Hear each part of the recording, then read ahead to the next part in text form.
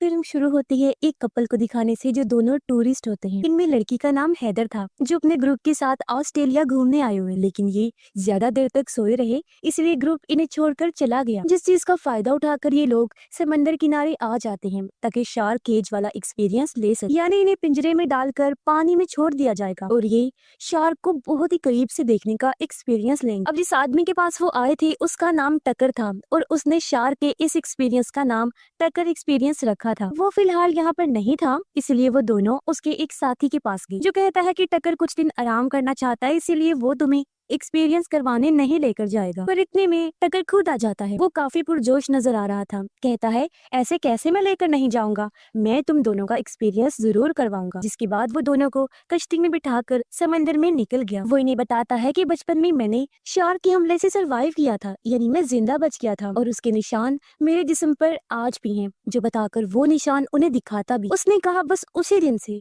Shark से मेरा अजीब सा लगाव बन गया। ये सुनकर हैदर कहती है ये जॉब तुम्हारे लिए कितनी मुश्किल होगी मैं समझ सकती हूँ। काफी ड्राउना एक्सपीरियंस रहा होगा तुम्हारा। शार्क के हमले से बचे थे और अब उनके बीच में ही काम करना पड़ रहा है। तुम्हारी जगह अगर कोई और इंसान होता ना तो समंदर को कभी देखता तक नहीं। इस पर टकर ने कहा नहीं नहीं, वो इसमें शार्क की कोई गलती नहीं है। और वो समंदर में खून फेंक देता है और इन दोनों को पिंजरे में डालकर पानी में छोड़ दिया गया, जिससे बहुत सारी शार्क्स इनके चारों तरफ आ जाती हैं। और यही होता है इनका शार्क केज एक्सपीरियंस, जिसमें वो शार्क को इतने करीब से देखकर काफी इंजॉय करते हैं। वो इस बात से भी खुश थे कि जब तक इंसान झटपटाता नहीं, डरता नहीं, शार्क भी गुस्से में नहीं आती, ना हमला करती। वो दोनों हंसी खुशी पानी से बाहर आ जाते हैं। टकर का शुक्रिया अदा करके वहाँ से जाने ही वाले थे कि तभी वो अपना असली रंग दिखाता है। अचानक से हैदर की दोस्त के गले में चाकू मारकर उसे दोबारा पानी में फेंक देता है। ये देख हैदर जोर जोर से चिल्लाने लगी, मदद के लिए पुकारती है, लेकिन बीच समंदर में उनकी आवाज सुनने वाला कोई भी नहीं था। और अब टकर उसकी तरफ भी शैतानी मुस्कुराहट के साथ देखने लगता है। उसके साथ टकर ने क्या किया फिलहाल ये दिखाया नहीं जाता और सीन शिफ्ट हो जाता है। इस बार हम एक अमेरिकन लड़की को देखते हैं जो ही कहानी की मेन कैरेक्टर है, जिसका नाम जैफर होता है। वो समंदर में सर्फिंग करती है, इन्हीं समंदर की लहरों पर सर्फ बोर्ड के जरिए भागती है, जिसके बाद सामने वाले गैस स्टेशन में गई, जहाँ उसकी मुलाकात एक लड़के से होती है जो एक एजेंट था। उसकी गाड़ी स्टार्ट नहीं हो रही थी, इसीलिए उसे मदद की जरूरत। अब जैफर के पास एक बड़ी सी कैंप वैन है जिसमें वो रहती है, लेकिन फिर भी वो उसकी मदद करने को तैयार नहीं थी क्योंकि वो लोगों से दूर रहना पसंद करती। मगर जब वो एजेंट लड़का बार बार जिद करने लगा तो मजबूरन जैफर उसकी मदद करने को तैयार हो जाती। वो उसे अपनी वैन में बिठा लेती है लिफ्ट देने के लिए, जिस बीच उनके बीच इतनी बातें हुई कि एक दूसरे को वो पसंद करने लगे। उनकी दोस्ती हो गई क्योंकि दोनों को ही सर्फिंग बहुत पसंद। ये और टाइम साथ गुजारना चाहते थे, इसीलिए दोनों लड़के के घर के बाहर वैन में ही रहे और अच्छा टाइम साथ गुजारते हैं। जिस बीच जैफर का दोस्त इनकी बाहर फेंक देता है जो सर्फ बोर्ड में फिन लगाने के काम आती। अब जैफर का दोस्त इस रिश्ते को लेकर बिल्कुल सीरियस हो गया था, इसलिए वो जैफर से कहता है कि हमें एक साथ रहना चाहिए क्योंकि मुझे लगता है हम किसी वजह से मिले हैं। लेकिन जैफर की आदत अलग थी, वो हमेशा एक जगह पर रुकना नहीं चाहती। वो तो उसके दोस्त के घर के अंदर तक नहीं गई। लड़का अकेला ही खाना बनाने के लिए घर के अंदर जाता है और जब तक वो वापिस आया जैफर वैन लेकर जा चुकी थी, जिससे उस बेचारे का दिल टूट गया, जबकि वो अभी भी उसे याद कर रहा था। जैफर सीधा बीच पर जाती है सर्फिंग करने के लिए। अब उसे सर्फ बोर्ड में फिन लगानी थी, लेकिन फिन की तो उसके दोस्त ने फेंक दी थी, इसीलिए वो पास खड़े ट्रक में से फिन ढूंढने लगती है, जो ट्रक था टकर का, जो अब खुद भी पीछे से आ जाता है। अब फिन की तो उसने दी, लेकिन बातों बातों में वो उससे जरूरी बातें भी उगलवाता है, जैसे वो अकेली है या किसी के साथ है, क्योंकि इसके बाद ही वो अपनी अगली चाल चलेगा, जैसे उसने हैदर और उसके दोस्त से उगलवाया था कि उनका ग्रुप उन्हें छोड़कर चला गया। लेकिन जैफर उसकी बातों का ठीक से जवाब नहीं देती, इसीलिए वो चिढ़कर अपना ट्रक लेकर वहाँ से चला जाता है। तभी जैफर के पास उसके उसी दोस्त का मैसेज आया जो कह रहा था कि हम दोनों मिले। अब जैफर भी उसे बुलाना चाहती थी, लेकिन अपने दिल की बात दबाकर उसने मना कर दिया और यही उसकी सबसे बड़ी गलती, क्योंकि तभी पीछे से टकर आकर उसे दबोच लेता है और बेहोश करके अपने साथ ले जाने लगता है। उसने जैफर को गाड़ी में रखा हुआ था। काफी लंबा सफर करने के बाद वो उसे कश्ती में डाल देता है और खुद समंदर में चला जाता है। अगली सुबह उसका दोस्त भी यहाँ पहुँच जाता है, लेकिन जैफर उसे कहीं भी दिखाई नहीं दे रही थी, सिर्फ उसकी वैन खड़ी। वो उसके नंबर पर कॉल करता है, तब रिंग भी वैन के अंदर से ही आ रही। दरअसल टक्कर ने यहाँ भी चालाकी दिखाई। उसने सर्फ बोर्ड कहीं फेंक दिया और फोन वैन के अंदर ही रहने दिया ताकि सबको लगे कि जैफर डूबकर मर गई है। उधर जैफर को जब होश आई तो वो खुद को कश्ती के नीचे वाले रूम में पाती है। उसके मुंह पर पट्टी थी और हाथ बेड से बांधा हुआ था, जिसके साथ वाले बेड पर हैदर बंधी हुई। सूरत हाल को ना समझते हुए जैफर जोर जोर से चिल्लाने लगी, लेकिन बीच समंदर में उसकी सुनने वाला कोई नहीं था और ये बात हैदर भी उसे समझाती है। हथकड़ी खोलने के लिए जैफर कोई चीज ढूंढने लगी, जैसे कि हेयर पिन या नोकीली चीज, लेकिन ऐसा कोई भी सामान उनके पास नहीं था। तभी जैफर की नजर सामने दीवार पर पड़ी जहाँ एक लड़की का नाम लिखा हुआ था। उसे देख एक पल के लिए वो सुन पड़ गई, क्योंकि जैफर को समझ लग गई थी कि उनसे पहले भी यहाँ किसी लड़की को बांधा गया था, जिसने उम्मीद हार कर अपना नाम दीवार पर लिख दिया।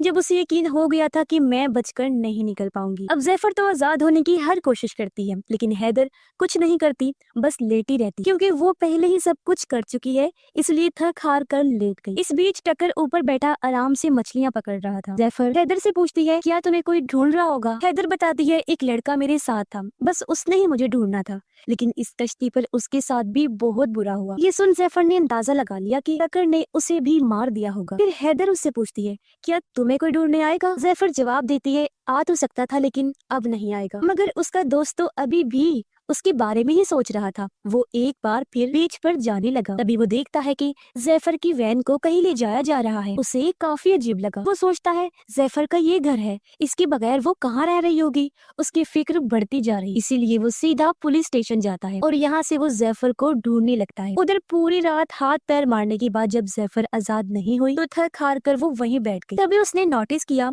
कि हैदर ने जो कपड़े पहने हुए हैं उसमें तार लगी हुई है। तार को लेकर वो हथकड़ी खोलने वाली थी कि तभी टक्कर उनके लिए ब्रेड और पानी लेकर आ जाता है। अब क्योंकि ये पूरा कमरा काफी गर्म था, इसलिए हैदर जल्दी से पानी लेकर पी जाती है, लेकिन जिस तरह वो खुद को चादर से छुपा रही थी वो देखकर टक्कर को शक होने लगा। लेकिन इससे पहले वो चादर हटाकर देखता, जैफर उसका ध्यान अपनी तरफ कर लेती है, ये कहकर कि मेरा खाना मुझे दे दे, बहुत भूख लगी। वो भी झट से पानी पी जाती है। टक्कर भी उसे थोड़ा डरा कर वहाँ से चला जाता है। उसके जाने के बाद जैफर फिर से हथकड़ी खोलने की कोशिश करने लगी, लेकिन तभी उसकी आंखें बंद होना शुरू हो जाती हैं, क्योंकि टक्कर ने पानी में बेहोशी की दवाई मिला दी थी और अब इससे पहले वो आजाद हो पकड़ी जाती है, जिसके साथ ही दोनों बेहोश हो गए। जैफर को जब होश आया तो वो खुद को ऊपर डेक पर पाती है, जिसे कुर्सी से बांधा हुआ, जबकि सामने हैदर को स्ट्रैप से बांधा हुआ था, यानी बेल्ट वगैरह से लटकाने के लिए। टक्कर ने सामने कैमरा भी सेट कर लिया था सब कुछ रिकॉर्ड करने के लिए, और इस सब को वो शूट कह रहा था। वो यहाँ हैदर के बाल काट लेता है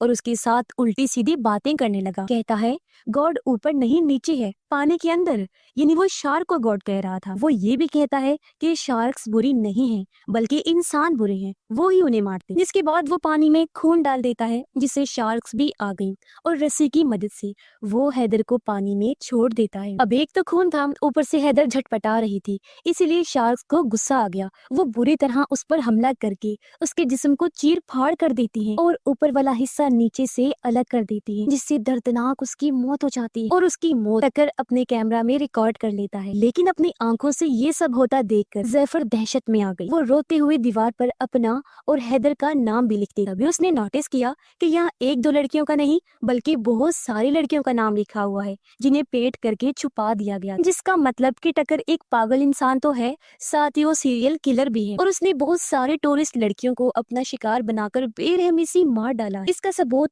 ऊपर रखी बहुत सारी टेप्स थी, जिनमें उन सब लड़कियों की मौतें रिकॉर्ड, और हर टेप पर मरने वाली लड़की के बाल लगे हुए थे। इनमें नई टेप हैदर की जुड़ती है और अगली होने वाली थी जैफर। समंदर में हम हैदर के जिस्म का बचा हुआ हिस्सा तैरता हुआ देखते हैं, जो काफी दर्दनाक सीन। जैफर का दोस्त सर्फिंग करने के बाद अभी भी बीच पर भटक रहा था, जहां उसे जैफर का सर्फ बोर्ड मिला, जिससे उसकी परेशानी और बढ़ जाती है। वो सोचता है उसका सारा सामान आसपास ही है, तो फिर जैफर कहाँ पर है। रात को टक्कर फिर से नीचे आया जैफर के लिए पानी और ब्रेड लेकर, लेकिन जैफर जो गुस्से से भरी हुई थी वो टांग मारकर ट्रे गिरा देती है और उसके मुंह पर ही कह देती है कि तू खुद को शार्क समझता है ना, लेकिन तो शार्क नहीं, एक कीड़ा है, सिर्फ एक कीड़ा, पागल कीड़ा। जो सुनकर टक्कर वहाँ से गुस्से में चला गया। अब जैफर वहाँ पड़ी बाल्टी को तोड़ती है, जिसकी मदद से उसने नुकीला हथियार बना लिया था, क्योंकि उसे पता था कि टकर दोबारा जरूर आएगा। अब जैफर ने पानी तो पिया नहीं था, इसलिए टकर उसे बेहोशी वाला इंजेक्शन लगाने जाता है। जैसे ही वो पास आया, जैफर वो नुकीला हथियार उसकी गर्दन में घुसा देती है, जिससे वो पीछे जा गिरता है। जैफर जल्दी से चाबी लेकर खुद को खोल भी लेती है और वहाँ से भागने लगी, लेकिन तब तक टकर भी उसकी टांग में इंजेक्शन लगाने में कामयाब हो गया। भागकर वो ऊपर आई, रेडियो के जरिए मदद मांगती है, लेकिन आगे से कोई जवाब नहीं आता। तभी उसे सामने एक कश्ती दिखाई दी, इसलिए वो जोर जोर से चिल्लाने लगी ताकि उनका ध्यान इस तरफ आए, लेकिन उस कश्ती में पार्टी चल रही थी, तो आवाज वहां पहुंचना बहुत मुश्किल था। इतनी ही देर में टकर भी ऊपर आ जाता है, जिसे देख जैफर उसका कैमरा उठा लेती है। कैमरा को लेकर वो काफी परेशान हो रहा था, इसलिए जैफर वो पानी में फेंक देती है, जिसके बाद खुद भी पानी में कूद जाती है, इस उम्मीद के साथ कि मैं सामने वाली कश्ती तक पहुंच जाऊंगी। लेकिन बीच में ही वो बेहोश हो जाती है। तब टकर उसे फिर से पकड़ लेता है और वापस लाकर एक बार फिर कश्ती में बांध देता है। अब जाहिर है उसके पास कैमरा नहीं था, तो जैफर को रिकॉर्ड कैसे करेगा, और अगर उसकी मौत ही रिकॉर्ड नहीं कर सकेगा तो जाहिर है वो उसे मारेगा भी नहीं। यही सोचकर जैफर ने सारा प्लान किया, इसलिए अब टकर वापस किनारे पर आ जाता है ताकि नया कैमरा ला सके। जैफर को कश्ती में ही बांध कर वो ट्रक लेकर निकल जाता है। इसी बीच पुलिस भी जैफर को ढूंढने में लगी होती है, लेकिन उसकी दोस्त को अभी भी चैन नहीं आ रहा था, इसीलिए वो अपनी गाड़ी में बैठकर यहाँ की पार्किंग की सीसीटीवी फुटेज देखने लगता है, जिसमें वो जैफर की ट्रक के पास टकर के ट्रक को देखता है। उस पर टकर एक्सपीरियंस का लोगो देखकर वो थोड़ा सर्च करता है और उस जगह का सही एड्रेस निकाल कर आखिर उस कश्ती तक पहुंच जाता है। जैसे अंदर आया, उसे नीचे से जैफर के चिल्लाने की आवाज आई, इसीलिए वो जल्दी से दरवाजा तोड़कर अंदर आया और फाइनली जैफर के पास पहुंच जाता है। वो उसे देखकर खुश भी थी, साथ ही हैरान भी कि आखिर ये कैसे बिना किसी क्लू के मुझ तक पहुंच गया। हालांकि ये चीज नामुमकिन, वो भी तब जब मैं उसे छोड़कर आ गई थी और उसे मेरे बारे में कुछ पता भी नहीं था। लेकिन ये बात तो सच हो गई थी जो उसकी दोस्त ने कही थी कि हम किसी खास मकसद से मिले हैं। जैफर उसे कहती है कि जल्दी से ऊपर जाकर कुछ लेकर आओ जिससे मैं आजाद हो सकूं, और जल्दी से पुलिस को कॉल कर दो। अब कॉल करते हुए उसका दोस्त ऊपर जाने लगा, लेकिन बदकिस्मती से ऊपर टकर आ गया जो उसे पकड़ लेता है। पुलिस को फोन लग भी चुका था, लेकिन इससे पहले वो कुछ बोल पाता टकर उसका फोन तोड़ देता है, फिर वो मार कर उसे जख्मी कर देता है। लेकिन किसी तरह जैफर का दोस्त भी उस पर हमला करके पीटने लगा और गला घोंट कर उसे मारने ही वाला था कि तभी पीछे से टकर का साथी आकर हमला कर देता है, क्योंकि वो खुद नहीं जानता था कि टकर कितना बुरा इंसान है और वो करता क्या है। वो जब जैफर को चिल्लाते हुए देखता है तो अब जाकर उसे सारी बात समझ आई, लेकिन क्या फायदा, क्योंकि काफी देर हो चुकी थी। टकर उसके सर में हुक घुसा देता है, जिससे मौके पर ही उसकी मौत हो गई। टकर ने सोचा कि किनारे पर रुकना ठीक नहीं होगा, इसीलिए वो कश्ती लेकर एक सुनसान आइलैंड पर जाने लगा और जैफर की दोस्त को भी उसने जैफर के साथ वाले बेड पर बांध दिया था।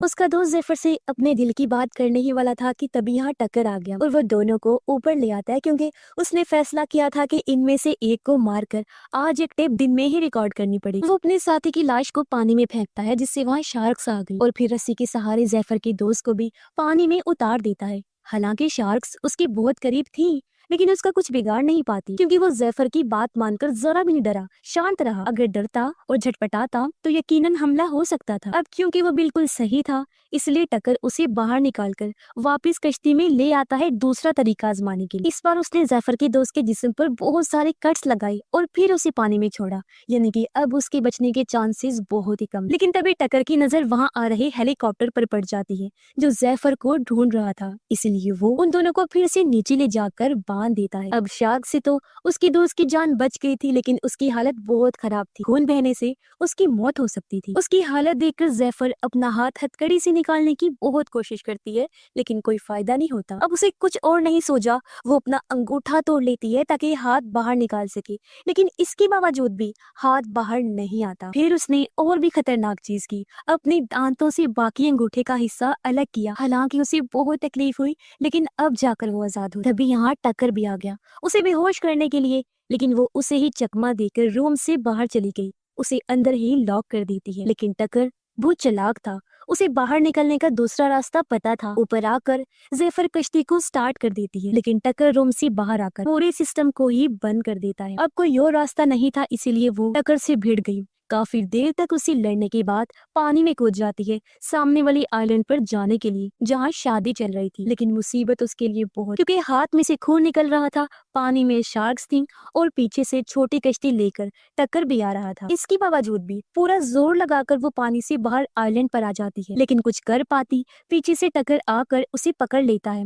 एक बार फिर बेहोश करके वापस कश्ती में ले आया। उसे एहसास हो गया था कि बड़ा खतरा उसका दोस्त नहीं बल्कि जैफर है, इसलिए उसने इस बार कुर्सी पर बिठाया उसके दोस्त को और स्ट्रैप्स के साथ जैफर को लटका दिया। तब यहाँ पर बड़ी सी व्हाइट शार्क आ गई, जिस वजह से बाकी शार्क्स वहाँ से चली जाती हैं। आज का उसका ये शो काफी बड़ा होने वाला था, जो देखकर वो काफी खुश भी हुआ और चौंक भी गया, क्योंकि बचपन में उस पर भी व्हाइट शार्क ने ही हमला किया था। और अब वो बिना टाइम गवाए जैफर को पानी में छोड़ देता है, लेकिन जैफर रिलैक्स थी इसलिए अभी भी बची हुई। तब एक भाले से टक्कर शार्क को मारकर उकसाने लगा। तब भाला गलती से जैफर के पास चला गया और वो आजाद होकर पानी में चली जाती है, जहाँ वो व्हाइट शार्क को काफी करीब से देखती है। अब शार्क उसके करीब आती जरूर है, लेकिन बिना कोई नुकसान पहुंचाए वहाँ से चली जाती है। हालांकि उसके हाथ से खून निकल रहा था, फिर भी जैफर देखती है कि शार्क के ऊपर भी एक कट का निशान है, जिसका मतलब था कि वो भी शार्क का सर्वाइवर है। वो किसी जानवर का नहीं बल्कि इंसान की सर्वाइवर है। इसीलिए इस फिल्म में इंसानों को कहा गया है कि वो डेंजरस एनिमल्स हैं, यानी कि खतरनाक जानवर जो बेरहमी से जानवरों को मार देते हैं। ये भी नहीं देखते कि वो इंसानों को कोई नुकसान नहीं पहुंचा रहा। फिर अब ये देखकर जैफर को एक बार फिर हिम्मत मिली और वो दोबारा कश्ती के ऊपर चढ़ जाती है। वो भाले से टक्कर पर हमला कर देती है, जिससे वो पानी में गिर गया और अब शार्क उसे मुंह में दबाकर वहाँ से ले जाती है। बेरहमी से उसे खाने लगी। उसकी भयानक मौत हो जाती है और इस बार सबसे अच्छी टेप खुद टक्कर की ही बनती है, एकदम परफेक्ट शूट। लेकिन इसी बीच जैफर भी पानी में गिर जाती है, जो देखकर उसका दोस्त काफी परेशान हो गया, क्योंकि उसे लग रहा था कि वो भी मर जाएगी और मैं भी। वो काफी दुखी था, लेकिन जैसे तैसे जैफर फिर से निकलकर बाहर आ गई और अपने दोस्त को संभालती है, क्योंकि वो काफी बहादुर लड़की। जैफर फ्लेयर जलाकर वहाँ से गुजर रही कश्ती को बुलाती है, जो खुशकिस्मती से इन्हें देख लेते हैं और मदद के लिए आने लगे। और कुछ इस तरह अपनी बहादुरी की वजह से जैफर ने अपनी और अपनी दोस्त की जान बचा ली। और इसी के साथ ही इस फिल्म की कहानी यहीं पर खत्म हो जाती है।